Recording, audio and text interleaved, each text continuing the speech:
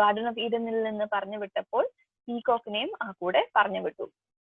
I was upset when I heard the story and felt sorry for the peacock. നമുക്കും വിഷമം തോന്നുന്നു അല്ലെ, പാവം peacock, അറിയാതെയല്ലേ. Once upon a time he used to sit on the walls of a paradise and now he is sitting on my terrace എന്നാണ് narrator പറയുന്നത്.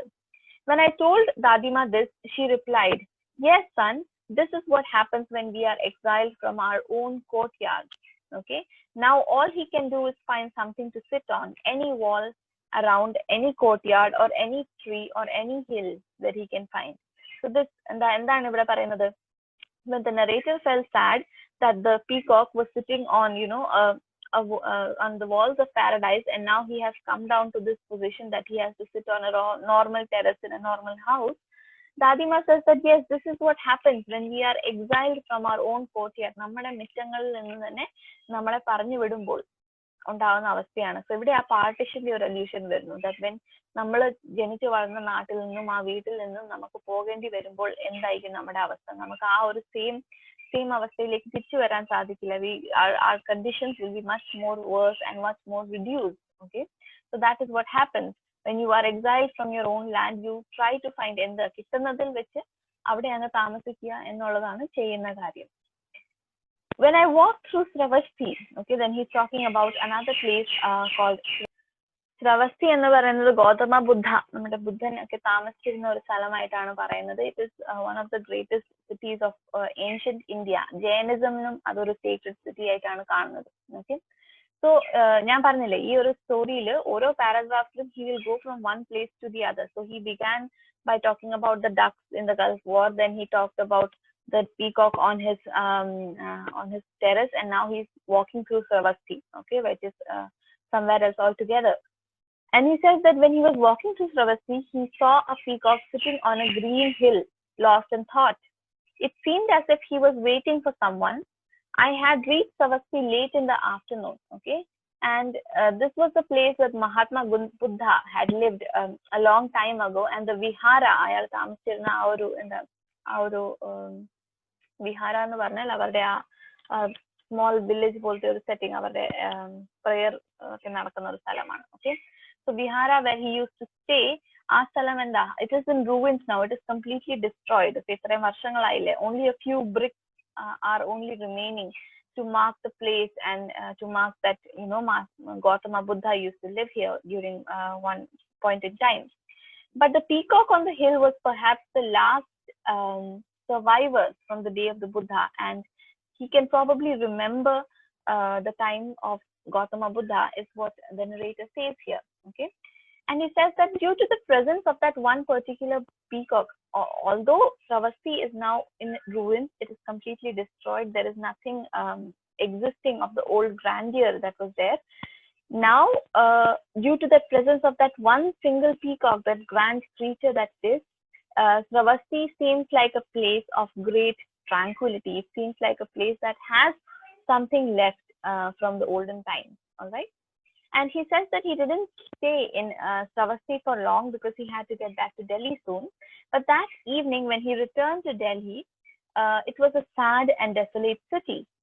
And why that was happening, okay, see, I told you in every paragraph he give us examples of exiles. Okay, of the last paragraph he talked about the peacock that was exiled from paradise. In this paragraph he's talking about the basti around Nizamuddin in Delhi, and what happened there is a whole caravan load of migrants had to leave this place. Okay, and why did they have to leave? Because their homes were attacked and looted. They were forced to leave that place. Okay, so that is another example of how people are forced to migrate due to adverse conditions, and how they leave a sorrow behind when they leave. And that is why Delhi, because of those migrants who have to leave unwillingly, is a sad and desolate city right now. And on a rainy day it would seem that nothing would ever improve the condition of this particular city.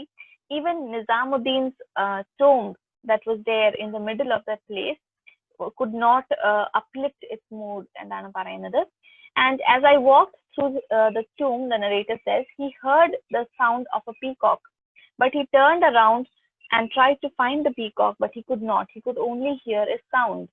And it was a strange call, he said. Okay, when he heard that sound of the peacock, it was resonant of millennium sparks. അപ്പം പഴയ കാലങ്ങളെല്ലാം ഓർമ്മ വരുന്ന ഒരു call ആയിരുന്നു, sound ആയിരുന്നു എന്ന് പറയുന്നു. Now this is the point where he is going back to the times, very very old times of the Mahabharata. Okay, from Delhi Nizamuddin's tomb, he hears the call of the peacock. From there, he's traveling back in his mind to Indraprastha. What and where is Indraprastha? I asked you to read up on the Mahabharata for this particular part. Okay, Indraprastha is the home that the Pandavas created for themselves in the wilderness when the Kauravas exiled them from their land. Indraprastha എന്ന് പറഞ്ഞ അവർ സ്വന്തമായിട്ടൊരു വീട് ഉണ്ടാക്കുമായിരുന്നു when they were exiled from their own homes. Okay, and it is said to be a very very beautiful palace. The palace of Indraprastha is very very beautiful. There are many magical fountains and royal swans and all of that there. Okay, and as his imagination moved further down the ages, he says, I was once again startled by the call of the peacock. Suddenly, he's hearing the sound of peacocks everywhere. And where are they from? He's wondering, and surprised, he walked a little further and saw that he had reached a place, a palace, whose walls were touching the clouds. Okay, so that is what I told you. The palace of Indraprastha is said to be magical. Okay, it is created by magical creatures, and that is why the walls are touching the clouds. And he realized that he has reached Indraprastha, and that is a beautiful place. I told you the gardens are full of fruits and flowers all the time, and there are many many different birds that are there. And these birds, out of all of these different birds that whose cries can be heard there, it was the sound of the peacock and the sound of the koel that was most distinctive to the narrator. All right, and he realized that he has traveled to the city of Pandavas, and he has traveled so far away from home, is what he realizes at that particular point in time. All right, so that is when he realized that he has seen peacocks from different ages. Okay, till now, till this point in the story, we began with the peacocks in Rajasthan, in Jaipur, who were affected by the atomic bomb. Then he remembers the original peacocks of Jaipur of the time when he visited them. Then he remembered the peacocks that were there in the royal lakes and of swans and in Mansarovar.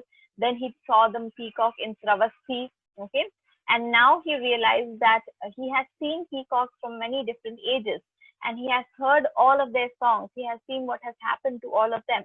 Now it's time for him to write his Mornama. I told you what Mornama is, right? Mor is Urdu for peacock, and Nama means the chronicle. So he's ready to write a chronicle of the peacocks.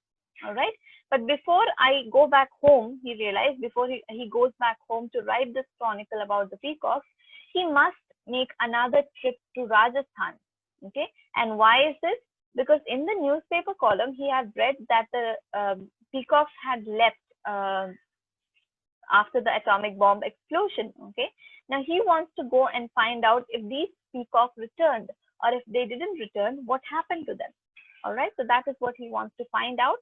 And he is deciding to go back to Rajasthan one more time to find out what has happened to the peacocks, so that he can begin writing his Mornama. All right. So that is all that we will discuss in this particular video, and we'll come back and discuss the rest in the next video. Okay. And before we go that, if you haven't done it yet, please go and read up about the Battle of Kurukshetra, and specifically about who Ashwathama is. Okay, because that is the portion that we are coming to.